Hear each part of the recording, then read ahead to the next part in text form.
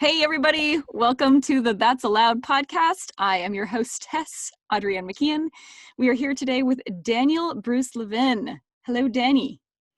Hey, how are you? Nice to be here. We tried to get on before, but then Mother's Day came, Yes. and I wanted you to have that brilliant time to have your kids and be with them. And so I'm Thank you happy to so hear that went much. well. Yeah, it was amazing. So, for those of you who don't know, my kids have been quarantined at their dad's place since February. And so we did their stepmom is pregnant again right now. And so we've been just exceedingly super careful. And so what we did was we took 2 weeks of just total quarantine for everyone in both households. Wow. And yeah, no other contact. And so then we decided that we're a-okay. And so the kids are here for Mother's Day weekend, and it's been amazing. It's one of those things where, hunger is the best sauce. Like when Yeah. you haven't seen someone for that long, it's just like everything they do is adorable and wonderful. Like Joni Mitchell said years ago, don't it seem to go that we don't know what we got till it's gone? Ain't it the Right. truth? Yeah. Yeah, always. And it's hard to appreciate things fully while you have them. Yeah, I think it's a story that we've created that I would love to reconstruct, at least in my Yeah, own life, because why should it be hard? Why should it right. be hard to be and enjoy the things that we love the most all the time? Yeah. I think it's such a struggle for so many people to just be in the moment. Yeah, yeah, Yeah. I think that's true. Yeah. So here we are in this moment. Here we are. Congratulations, you got it. And we're Thank here you. together finally. All right. So I'm going to let Daniel introduce himself officially and tell us a little bit about himself. Ruh-oh. Okay. um, I think the easiest thing to say is that I've had probably one of the most beautiful lives that one could imagine, one of the most tumultuous lives one could ever imagine, both mosaiced into the same life. I have had the opportunity to be amongst the richest people in the world, not as their students or not as in auditoriums, but around their dinner tables with their families and their kids. And I've sat with them and worked with them and discussed projects with them and brainstormed with them both ways around what they're doing and around what I'm doing. And I've also had the absolute honor to sit on street corners with some of the poorest people the world has ever known. And I've had the real pleasure to sit with them as well, to talk about their families, to talk about their lives, to talk about the way the world treats them. And it's really interesting because it doesn't matter what religion they practice. It doesn't matter what country they're from, what border they live behind, what language they speak, what economics they have, what education they have, what job they do or don't do, how big their house is, or how beat up their cardboard box. Every single one of them wants the same exact thing. They want to be loved and accepted. They want to be listened to. They want to be acknowledged and validated. Yeah. And I realized that I don't need a college degree to do that. I don't need to be part of a religious organization to do that. I don't need to have some sort of diploma from a coaching institute to do that. I can just do that. And so who I really am is who I've always been. Now, what I try and do, which is really interesting because it just ties into to the way we opened up our conversation, is I just try to love and accept, listen to and hear, acknowledge and validate myself and the people that come in contact with me on a regular basis. And when I don't do it, I don't beat myself up for it because I've got to love and acknowledge myself and appreciate and accept myself too, right? Right, right. But it doesn't mean that the bar that I reach for, the bar that I try and climb on, the bar that I play on doesn't remain at the same level. Whether I can reach it or not, it's still my bar. Yeah, So that's beautiful. it's it makes life so easy. I realized early on people I was tested with a genius IQ, but I never felt like I was very smart. And it was way easier for me to just know one thing that I had to do rather than think I have to do this with you and I have to do that with you and I have to be this person with you and I have to be that person with you. Yeah. It's just I maintain all of those personas. Yeah. So I realized the only thing that was best to do is just try to be myself as authentically and genuinely as I could.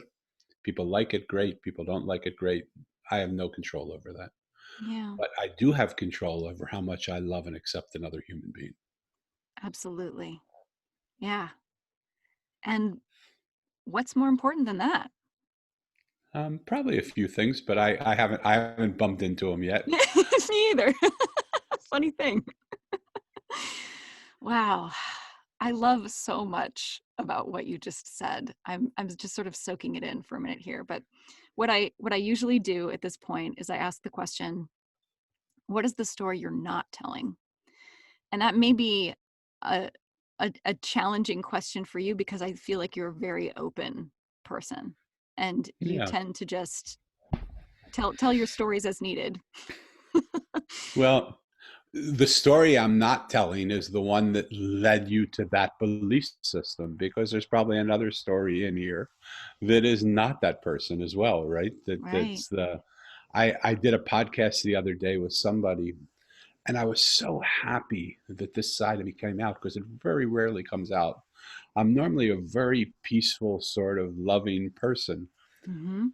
Um, and I'm about to put it out. It's about a guy who teaches men how to be men. Ooh. And it felt a little bit like it was 30 or 40 years old in the Yeah. way that he was doing that. And it felt a little bit, and it wasn't. I mean, in his regard, he was, but there's something about the way he said it that really annoyed me and really bothered me. And I was very offhanded in my comments to him. And I wasn't this loving, accepting, even though I was trying my best to get there. But it just bothered me that someone would think the way he thought. And he was from a Yeah. different country. He wasn't from America. He was from Mhm. Australia. And so, and he didn't mean it, but it almost had a white supremacist, male supremacist Mhm. feeling to it that just touched something, and it touched something in me. It wasn't in him, it was something in me. There's a hatred inside of me that I buried down so deep because of how much I try to love, Yeah. that when it came out, it wasn't him, it was me. I a friend of mine once said to me, as you go on this trip that you're about to go on, understand that everything that happens is a reflection of you speaking to you about you. Yeah. And so when I watched my interaction with him, I realized he's a reflection of me speaking to me about me. He's not even here. Yeah. Yeah. And so the story that sometimes doesn't get told about me Mhm. is that story that has been buried so far inside me, has been buried so deeply inside me that I don't even see it. And when I Yeah. wrote the Mosaic is the story about seeing what you don't see. Mhm. Like, we're really good at seeing what we see sometimes. Sometimes we're not even good at seeing that, right? Yeah. So true. But I'm pretty good at seeing what I see. Yeah. But the world doesn't exist. The miraculousness of the world that I live in doesn't exist in the world that I see. Yeah. It actually only partially exists there. Mhm. It exists in this world that I don't see. So the story that I probably haven't told is the one that I just can't see yet. Yeah. That I wanting to wake up and see. I keep wanting to mix with people of unlike minds so that they can do this to me. And it came around to a really beautiful place. He actually afterwards said to me, "I really would like you to work with me and help me to create, my story in a way that it's not going to have that effect, because that is so much not the effect that I wanted to have on Yeah. people." But Yeah. because I'm in this smaller country where this is what it is, and men are men, and men need to become men again, and there's some truth to it. Mhm. There's this place where, um, men have become women and women have become men. Yeah. Mhm. And there's something beautiful in that, and there's also something inherently not right in that. Yeah. I I know my wife is such a feminine, beautiful woman that around her I feel more like a man. Mhm. And because I'm a masculine man, that doesn't mean that I make more money or I go, I mean, it just means that I hold the presence of the male presence. Yeah. I It think it's allows her it allows her to stop being the man that she used to be and to just be a woman. yeah. And when a man's a man and a woman's a woman, energetically, it doesn't mean who makes more money, who takes care of the kids, who cooks, who cleans up. None of that. All that's BS. It just is a presence of whole. A man holds the space for a woman to be beautiful, and a woman holds the love for a man to feel loved. Yeah. And when that happens, something magical happens. I completely agree. I had the Yeah, same experience with my current husband, that he had this just that sacred masculine yeah, energy that I was so drawn to and was able to finally inhabit my sacred feminine energy completely, to yeah, this point where I wasn't apologizing for it or feeling yeah. like it was weaker or, and I think that's the beauty of it, is respecting both of those energies and the importance of having both of those energies in the world and in your life. So I guess the part to answer your question over long, I mean a long, long answer, you know, is there so many places in me that I've done a lot of work on and that I see. And yet there's so many more places in me that I haven't even seen. Yeah. And I'm so excited for that story to come out, Yeah. That's the right? good stuff, right? Like on this podcast, I was so happy to see this side of me exposed. And I said it, I said, you're pissing me off. And in the middle of the podcast, I said, I'm so happy that people get a chance to see this Yeah. because otherwise they get to be this mythological vision of who they Mm. think I am. Yeah. That they think I'm some wise man when my mom said it more appropriately when I was growing up, which is really I was just a wise guy, a wise guy, not a wise man. Yeah. And So so I'm a little bit of both. that's interesting. So the next question is going to be really interesting, I think. So the next question is always, what's blocked you from telling this story? So we've already kind of touched on that, which is what's blocked Yeah. you is that it hasn't been brought to your conscious attention yet. So let's go into that because Yeah. yes, that's a simple answer, but there's philosophy behind that answer. Yeah. What what blocks me, and it's the work that I do with other people because isn't it so that work with people around what we're on? It just Oh, makes it makes 100%. so much sense. Like I say to people, if you're coming to me to work with me because you think I'm on some mountaintop and I see the maze that you're walking through and I can direct you, you're in the wrong place. Go to Yeah. somebody else. If you're coming to me because I'm in the pothole you're about to step into and I can help to avoid you stepping into it, you're more than welcome to join me. But you want to, why would you? If I can say just step foot one more foot to the left, you won't come in here with me. Exactly. Um, those are sometimes the most important. Those are probably some of your best helpers because they help us avoid the potholes that we're about to walk into. Hmm. But so let's think about it from a personal point of view. Yeah. Every single moment we are being infused with this beautiful energy that can literally change everything about us, that can literally take away all illness, can take away all hardship, or can take away all pain, can take away Hmm. all suffering. So why don't we feel that all the time? For me personally, it's because of all these stories that I told myself, all these limiting beliefs that I hold that Yeah. say, you can't do this, you're not good enough, you're not enough. And so the work of what I really am doing now and more with myself is if there's no space for anything new to come in, everything new that comes in will just come to the top of the glass and fall onto the floor Yeah. because there's no space for it. So my process is around now just emptying myself as completely as I can. Mm. Just taking everything is valuable, everything that I believe. I remember years and years ago, I was in Boston, Massachusetts, and I thought I have a few hours here before my next appointment. I want to go see where the Boston Tea Party was. And I went to the harbor where they had the Boston Tea Party Yeah. and where the Americans took the tea of the British and dumped over into the ocean, into the water. Yeah. And it was like it doesn't look like much, but it was the pride of the English people, their tea, and there was something, and the Americans just threw it over. And I thought the people that would have had the courage to throw that tea over, and of course I would. I would, I'm a rebel. I would like that.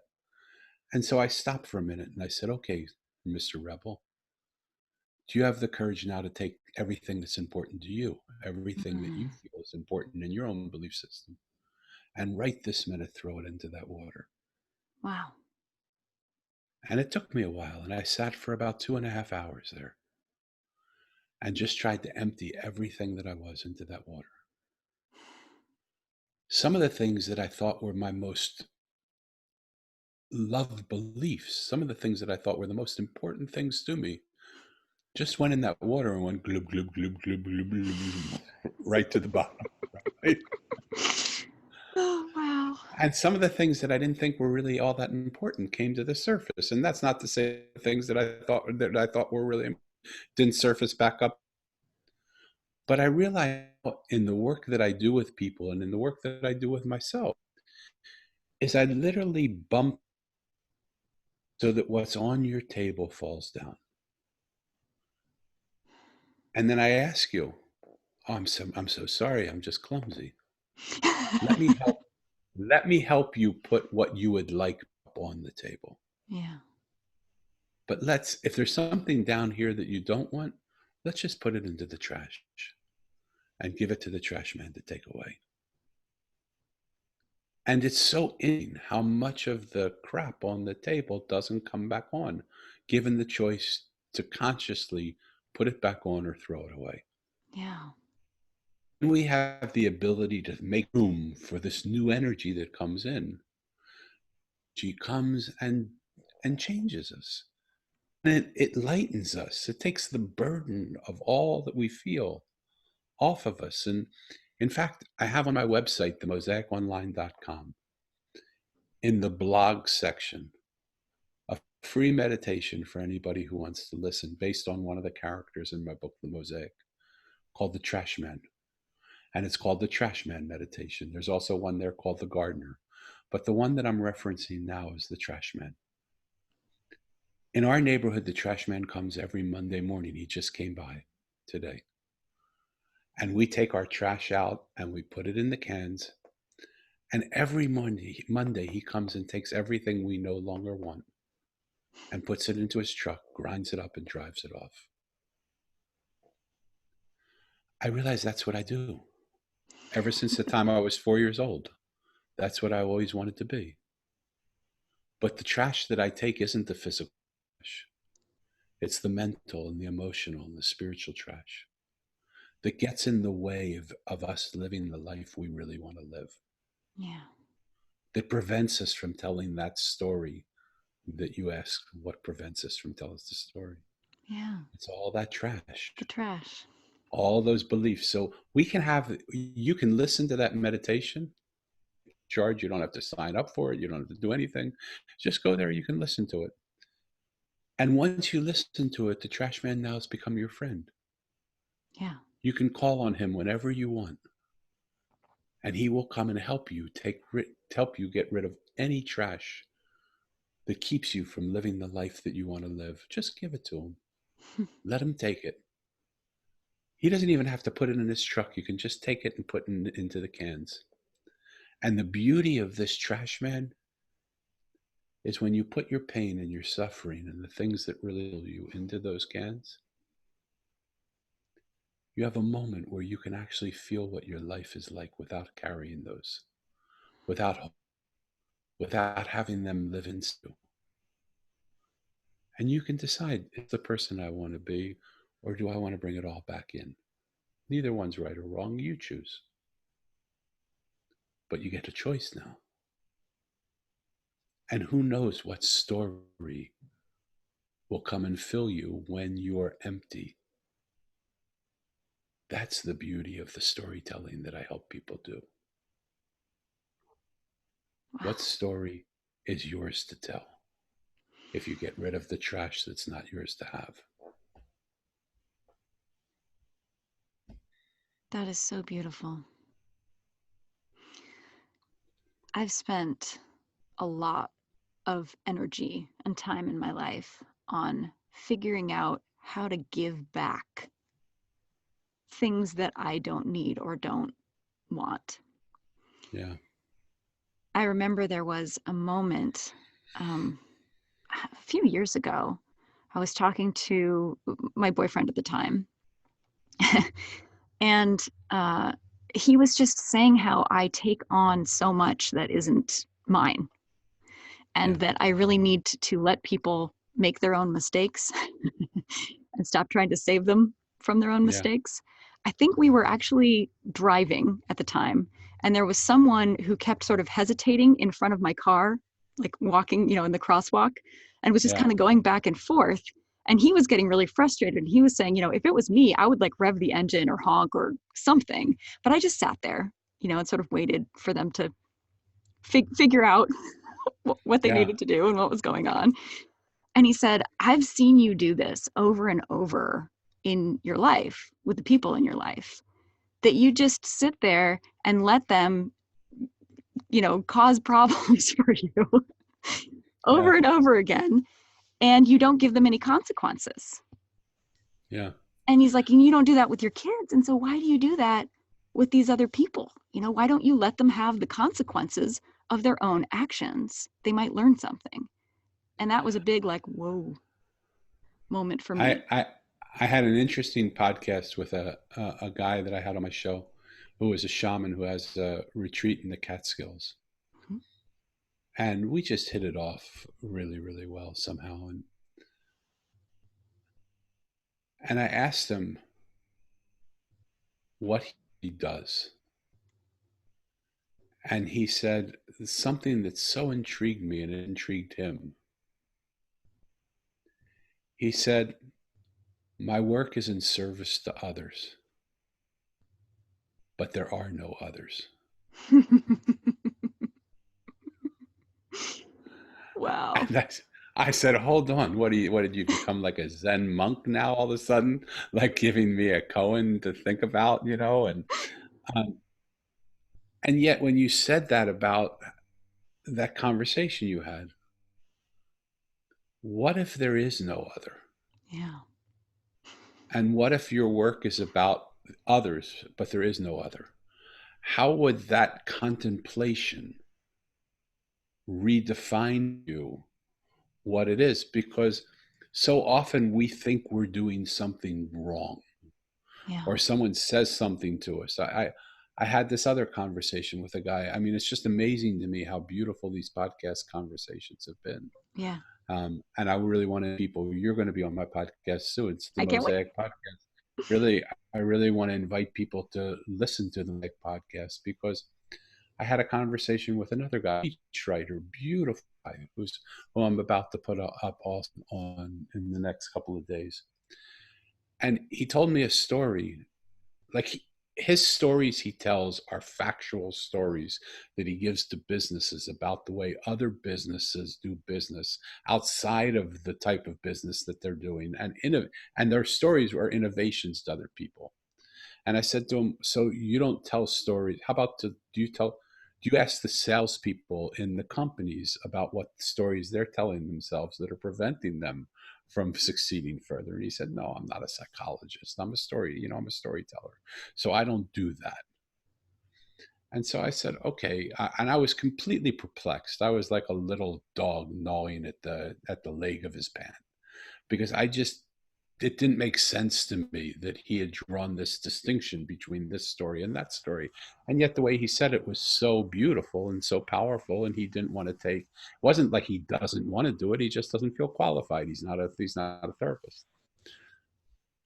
So I changed it around. I said to him, has there ever been a story you told yourself that you learned was not true? Mm. And he said, yeah, actually, he said, I always thought I was a really good baseball player growing up as a kid. And my parents came to all my games, and, I was really proud of myself that I was this great baseball player. And I was talking to my father not long ago, and my father said, you were a lousy baseball player. We just came to try and salute you. And he said, it like sort of devastated me for a minute. And I listened to it and I thought, okay. And then somehow we went somewhere else. And then I came back to it a little bit later. And I said, tell me a little bit more about why you thought you were a great baseball player. He said, well, I was the starting second baseman for the state championship team in our state. And I said, okay, hold on 1 minute. You were the starting second baseman on a state championship team, and you believed your dad?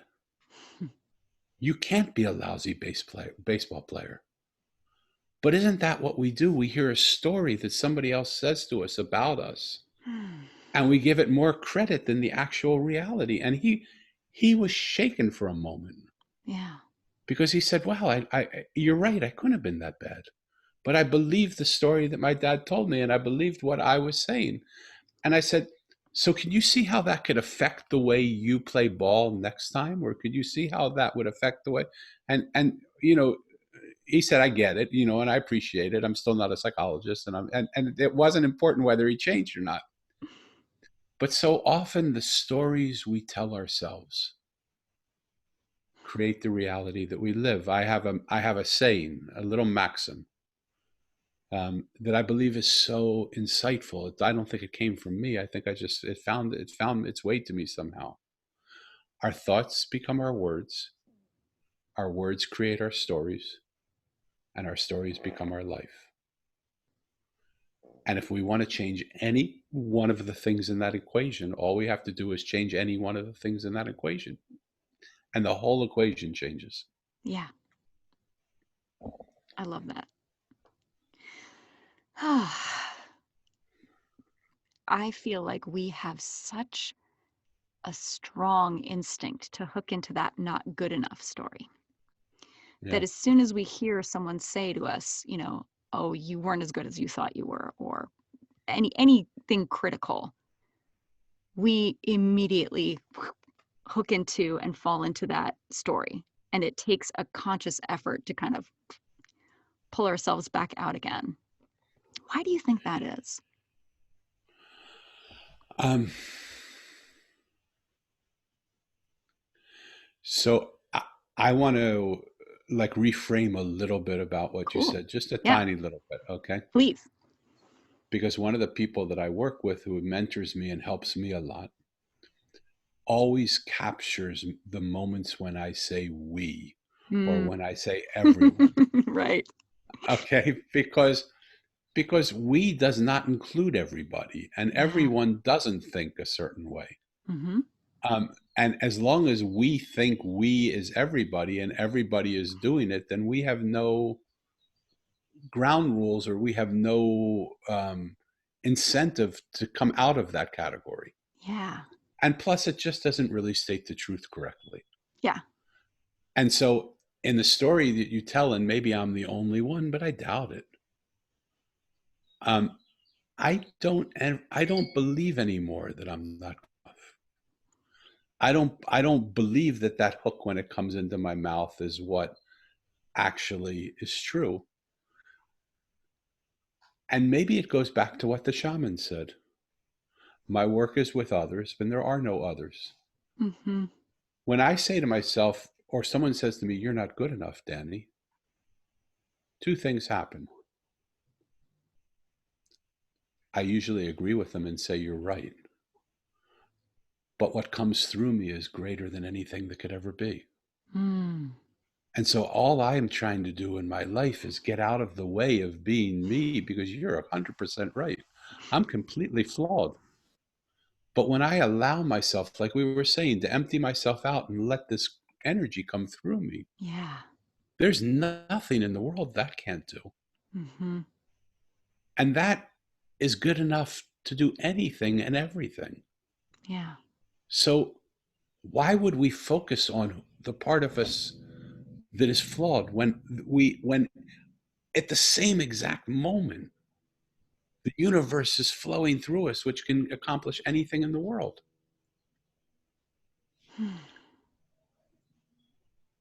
The other reason I think that it happens, that it's happened for me, at least in my life, is those periods of time when I don't listen. In the Mosaic, there is a beautiful story. It's in the meditation, the other meditation that I talked about, the trash man and the gardener. They're two of Hmm. my favorite characters. I'll make meditations on all of them eventually, but right now those were the two. But Mo is in a neighboring village, and he can smell the aroma of this village that is not where he is, but a few moments away, a few minutes away, a few miles away. And it's nighttime, and he thinks, should I just go to that village now? Because that aroma is so intoxicating. I just want to smell it. I want to be in it. I want to exist it. And he said, but it's nighttime. I can't see it. So he goes to sleep and he waits till the morning. And the crack of dawn, he wakes up, and he's so excited because the aroma is still there, and it guides him to this village that has just filled with these exquisite gardens. And one garden in particular is so completely intoxicating. He just, every sense is on high alert.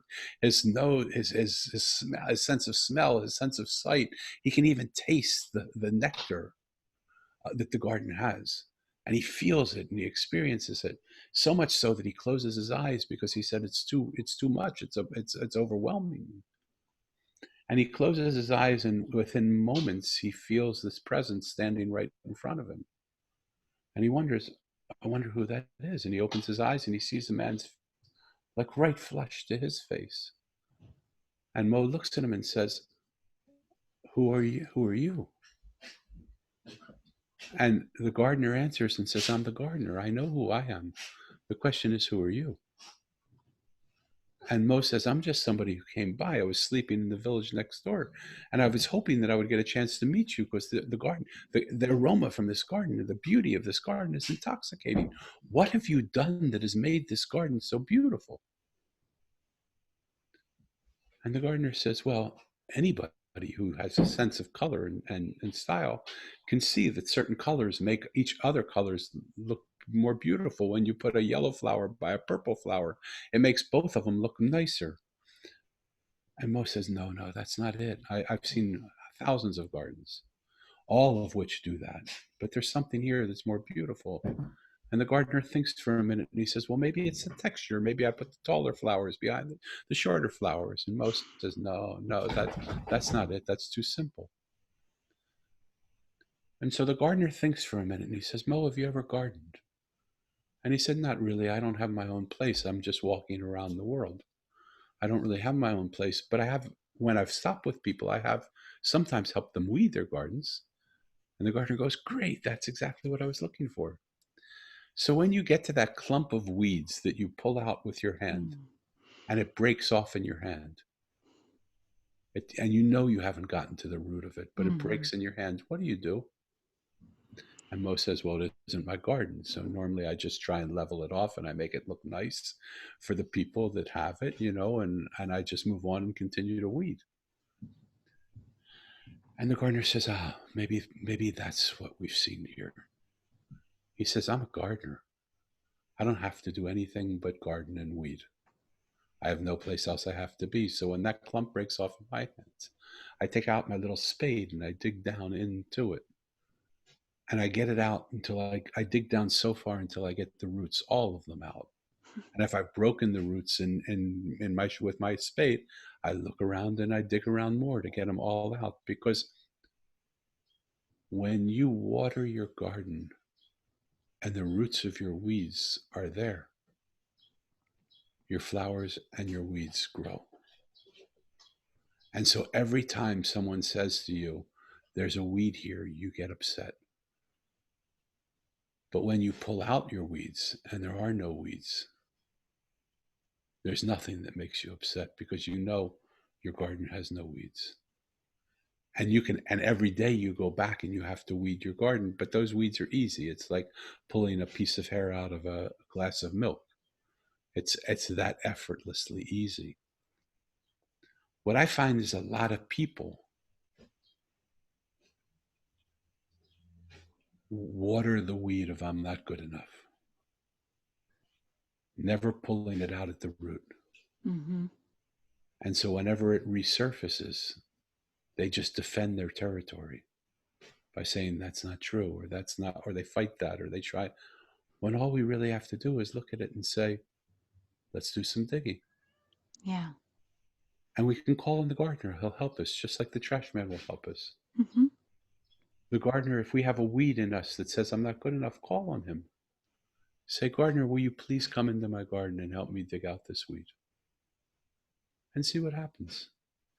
We might just be surprised. Yeah. That's lovely. These characters have become real. They're story characters, but they became real. And I knew they were real because as I was writing the Mosaic, I spent 3 years writing it, the first 2.5 years in vain. Because as much I would write the book, I would write the story, I would write what they want to say. And somehow the characters would disrupt the files. They would corrupt them. They would erase them. They wouldn't sound, they would change them so that in the morning it didn't sound like what I wrote in the evening. Mm. And I said, what the hell is going on here? Pardon my language. What are you doing? Why can't I know you. I'm writing this story.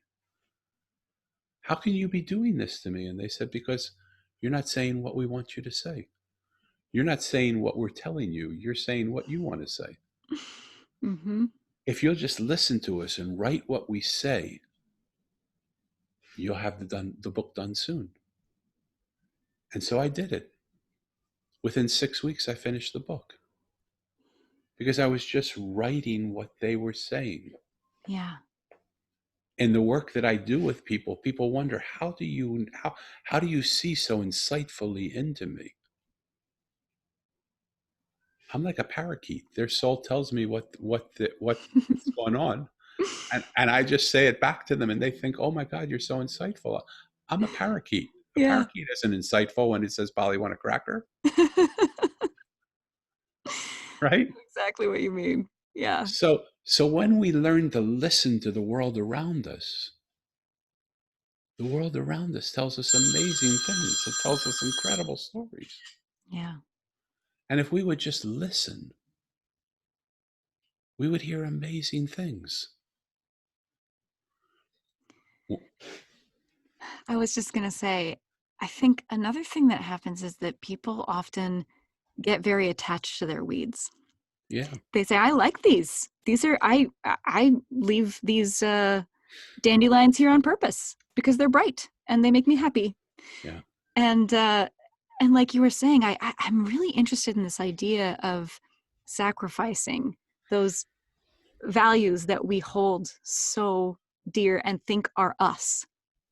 yeah, yeah, And that if we can get down below that and find out what just flows through us when that's gone. yeah. I wouldn't even approach it as a sacrifice. Mm-hmm. I would approach it as a clumsy old guy from California bumping into your table. And we just happened to knock everything down on the ground, Yeah, I like right? that. And so there's no sacrifice in that. But once it's on the ground, you just say, what do I want to put back? And where do I want to leave some space for something new to come in? Yeah, At that point, because a sacrifice, who really wants to sacrifice anything? right. We're scared to death to change. Absolutely. I was with somebody, a big motivational speaker one time, and he said, who in this room likes change? And everybody raised their hand. And he went bull blank, right? Yeah, He said, you don't like change. You like changes you can control. of But course. changes that are out of your control, you're scared to death of. Yeah, And he was right. of course. So who wants to or give up or lose or do any of those things? All we're doing is say, swipe it to the right. You can have Mm, it back at any point in time. Put it into the trash can. You don't have to put the trash can in the truck. You're welcome to come back into the trash can and take every piece of trash back out of the trash can and put it back into your system. yeah. But give yourself the beautiful moment of experiencing life without what you believe for a moment. You might just like it. Hmm. You might just fall in love with something new that comes into you that you never could even imagine could be yours. I think this is why I'm so drawn to people with stories where they've had to just start from scratch, just completely, reinvent themselves. Yeah. That is such a beautiful opportunity to be able to do that. Yeah, but I've done that for me, and I don't mean to be tenacious with you and stuff like No, that. go ahead. Um,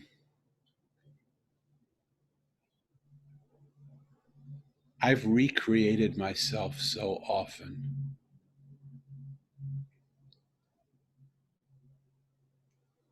and yet I've never gotten away from me. Mm-hmm.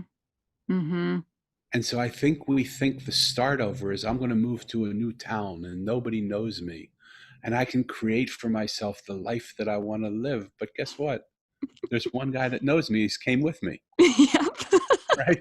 Wherever you go, there you are. And wherever we go, there we are. And so we continue to create the same scenarios. They may have prettier flowers to it, or nicer names, or a bigger house, or a small, or a nicer piece of cardboard to sleep on. But who we are comes with us. So rather than recreate our stories, Mm-hmm. why don't we just become our stories? But become the stories that are really ours to hear. Yeah. And when we get rid of that fear that blocks us from accepting ourselves as who we are and what we are, we all believe we have to be these extraordinary human beings. What the Mosaic taught me is the beauty of the ordinary. The characters I met Mm-hmm. were not the shamans and the priests and the rabbis and the gurus. The people that were introducing me to heaven were the simple, ordinary people, the homeless man and the street artist and the blind woman Yeah. and the road worker and the trash man and the gardener. And in sitting with them and listening to their what it allowed me to do is see that the world that I was seeing was not real at all. Because the person that I came up to, I had a preconceived notion of who they were. Right.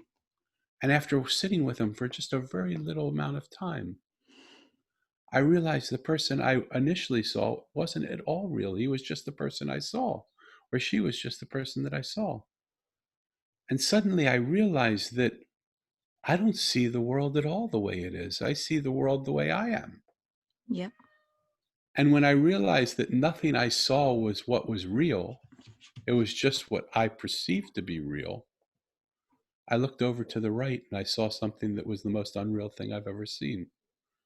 A monk unzipping the sky and inviting me to walk into a parallel reality. Wow. And I walked through that portal with him. And I met the wise one who was there. He was the keeper of the Mosaic. And he tapped me on the forehead and gave me an experience of what the Mosaic was like when there was no separation. And in that experience, I didn't know who I was. I didn't know where my body ended and where another place began.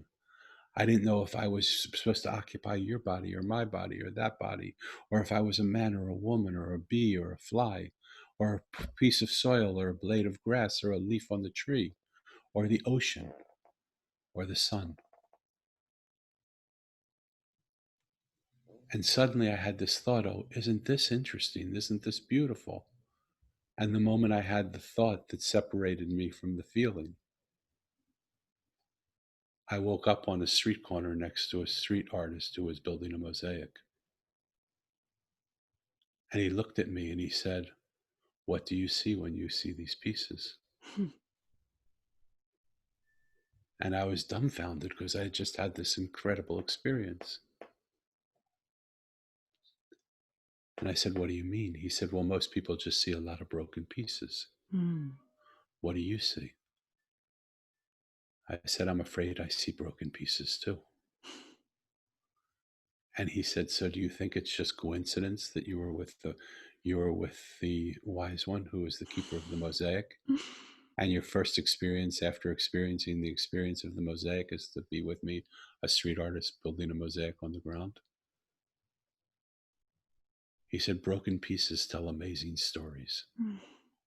Listen to their stories.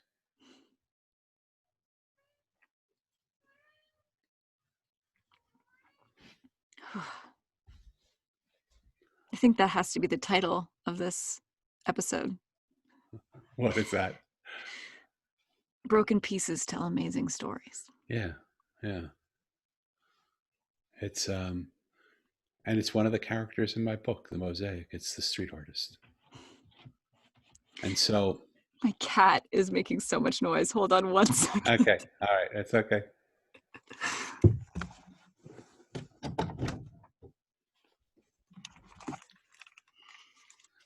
He's so funny. He just hates closed doors. Come in.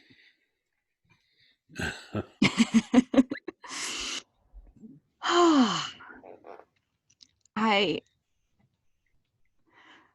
I'm getting so far away from my usual questions because this is just so beautiful on its own as a Okay. as a journey. And I just want to explore this a little bit more. The idea of, you knock off these pieces, right? And so then someone is empty. When you bring back those pieces that you want to bring back, what makes those more authentic to you than the other things? Is it just because you want them? Because those are the things that you decide to keep?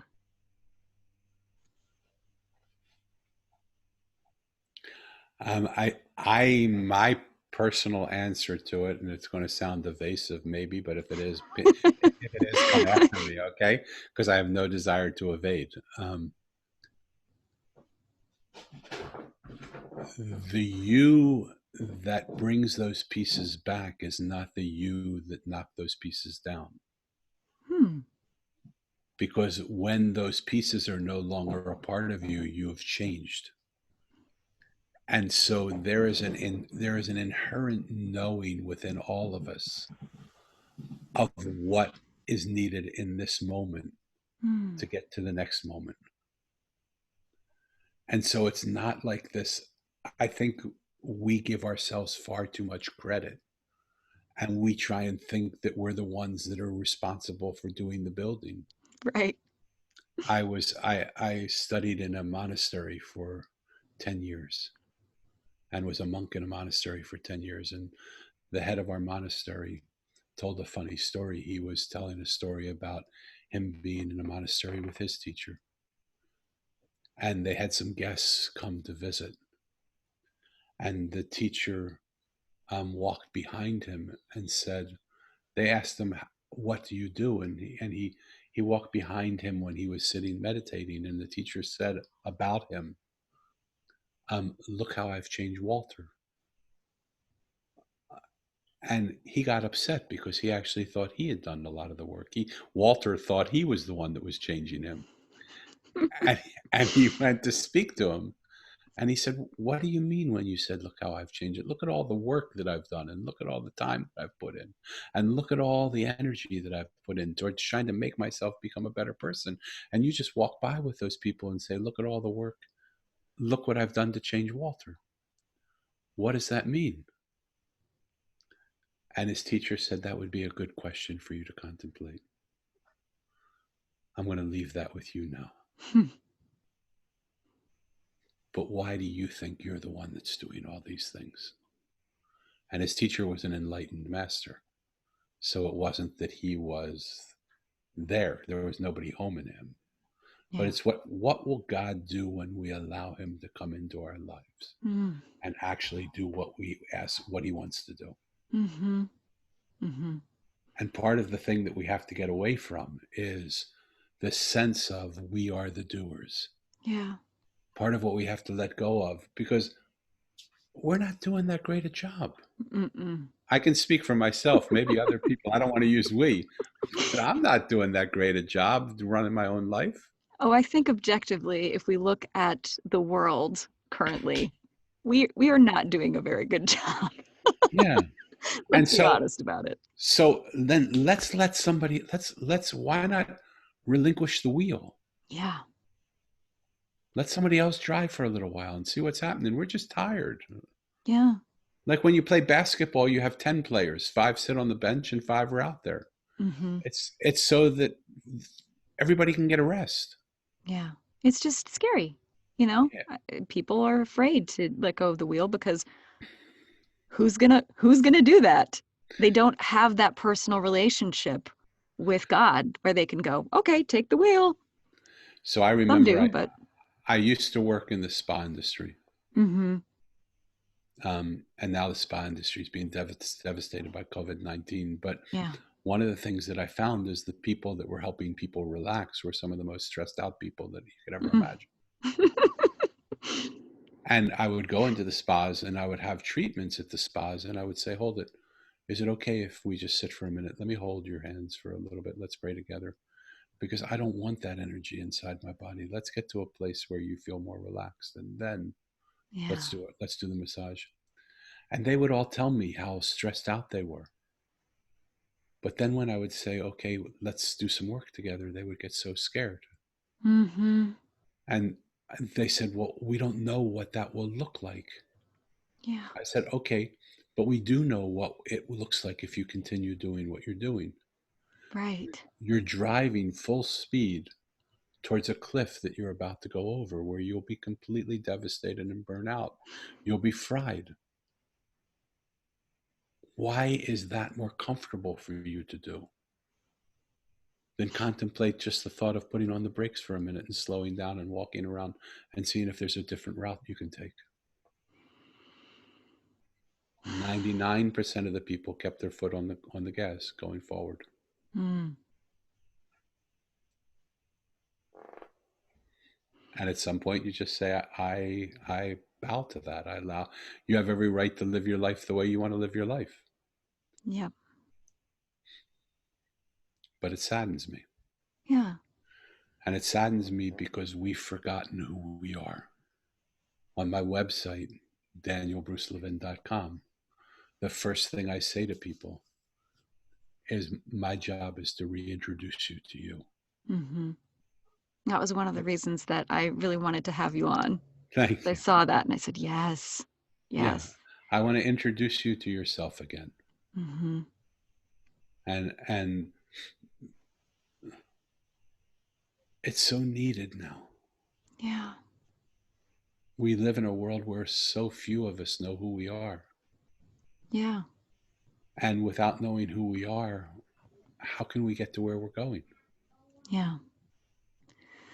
I know I won't say we again, but I know I often think of myself as my failures. I often think of myself as my shortcomings. I think of myself as, that person who didn't do this or did do this other thing that didn't work out for me. And Yeah. rather than, like you said, seeing myself as a conduit for beauty, a Yeah. conduit for truth.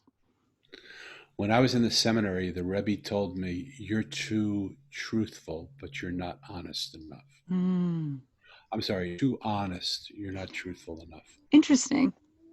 And I said, I'm sorry, I don't know the difference between those. He said, let me Mm. tell you. He said, imagine going home to your wife and saying to her, baby, I thought about you every minute of the day except for 45 seconds when this drop dead gorgeous woman walked by. I, I couldn't take my eyes off of her. What would your wife hear?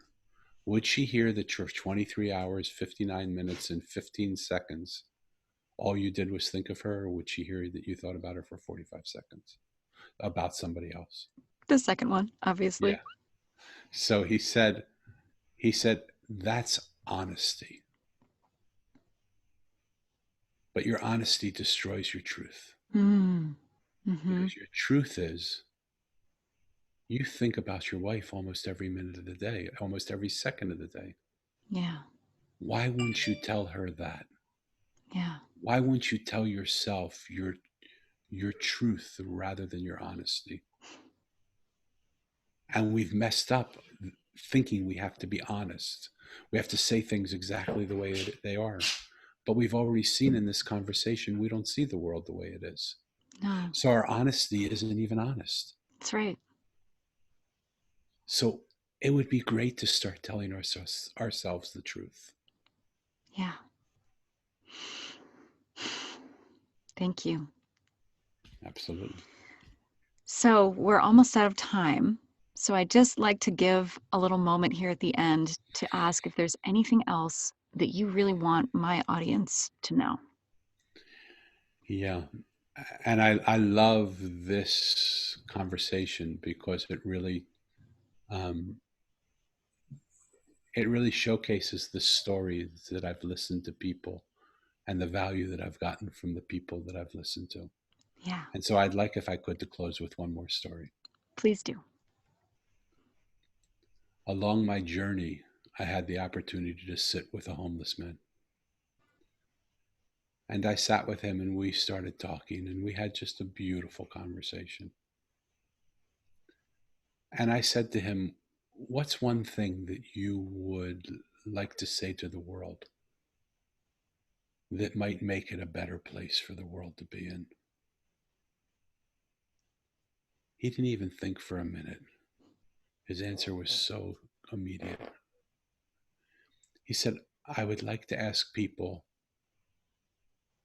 to spend 10 minutes and go up to a person they don't know and ask them how they're doing. And then, with complete listening, listen to what they say. And I said, Corey, you're a homeless man. Why, of all the things that you could have asked, would you lean into that one thing? Why? And he said, Danny, you don't know this about me at all because we just really met and talked. But about 3 weeks ago, I had come to the end of my line. I sit here as a homeless man. People walk by, they spit at me, they yell at me, they say nasty things to me, they kick me, they beat me up, and they throw things at me. And I thought, I'm not giving any value to the world. I might as well tonight, I'm going to go around the corner where it's dark and I'm going to take my life. 2 minutes after I thought that, a man came up and he put his hand on my shoulder. And he said, how are you, my friend? And tears started pouring from my eyes. And I said, I'm not doing well at all. And he sat down next to me. And he said, tell me. He said to me, Danny, you know, it only took about 10 minutes. But after I told him, suddenly I felt better. And I realized I can't, no matter how bad it gets, I can't kill myself because somebody cared enough about me to spend 10 minutes with me and listen to my story. Wow. He said to me, that man has no idea that he saved my life that day. Well, Corey has no idea that his story to me has been told on every podcast that I've been on and was the impetus for a trip that I hope to take around the world to sit with people for 10 minutes and just ask them how they are and film them. Yeah, I was going to say, please film that, make it into a documentary. I would love to watch that. And that's what we'll do. And I was about to do it. May 1st was the day that I was supposed to leave. Oh, wow. And then the Jews have a great saying. They say, man plans and God laughs. Absolutely. So I'm sure she's laughing very well right now. This beautiful God that we have. Yeah. But when COVID-19 passes, perhaps it'll be time to go out there and do just that. Yeah. Well, I can't wait to see that. That sounds amazing. Thank you so much. Thank you. All right, we'll close there. Okay. Thank you for having me. Yeah. And I can't wait to be on your podcast. Do you want to one more time give everybody your information so they can come find all your wonderfulness? Absolutely. Wonderfulness or not so wonderfulness can be found. I have two websites. One is my personal website. It's danielbrucelevin.com, and we'll put it in the show notes, I'm sure, so you can get the spellings correctly. The other one is around more of the work that I do, and it's themosaiconline.com. And so all my podcasts are in both places. You can hear it. The podcast is the Mosaic podcast, and you can see that at themosaicpodcast.com. You can see it on Apple Podcasts or anywhere podcasts are done. Yes, and I really, really recommend that you check it out. Just some amazing conversations on there. And Danny is just such a great host. He's really, really good at getting down below the surface and getting people to really talk about the good stuff, the stuff Yeah. that's under there. I So, like to say to people, I love to invite people I love to meet people I love. yeah, And so my audience is people that I love, and the people that I bring on are people that I love. And so introducing that is just creates something beautiful, and for them to be a fly on the wall and to just hear conversations that they might never hear otherwise is just my honor to be a part of. absolutely. All right. Have a wonderful day, Danny. Thank you so much for having me. What a pleasure it was to be here. Absolutely. Bye.